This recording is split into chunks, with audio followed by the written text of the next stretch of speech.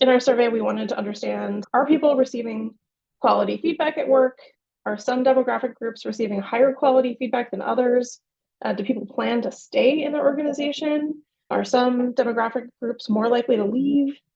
And then how does feedback quality relate to that? And so we wanted to start with a baseline, and we found that in our survey, when we asked the questions, do you expect to leave your organization in the next 12 months, or have you interviewed for a role outside of your current organization in the past 12 months? 38% of employees were planning to leave. So that's pretty high, higher than we'd like.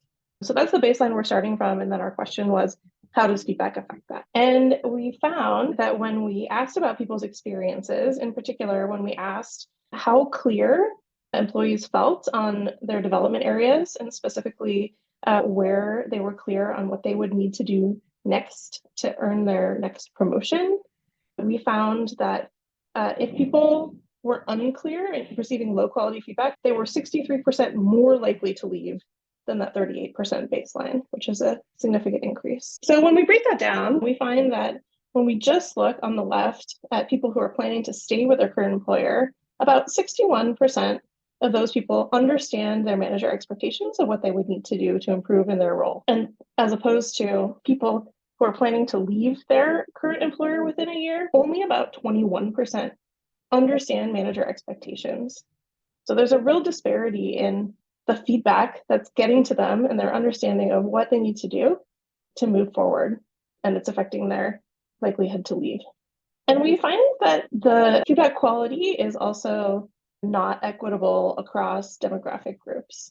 So there's a gender disparity where for men, about 83% understand what's required to get to the next promotion, whereas for women, non-binary people, transgender people, and gender non-conforming people, only about 71% understand what's required for the next promotion. And we also see disparities in racial demographics. So this just shows white people on the left and Asian people on the right. We looked at many different racial groups, but these were the sort of ends of the spectrum where white people felt the most informed about what they needed to do to earn the next promotion at about 80%, and Asian people reported only feeling that they understood what was required to earn the next promotion about 54% of the time.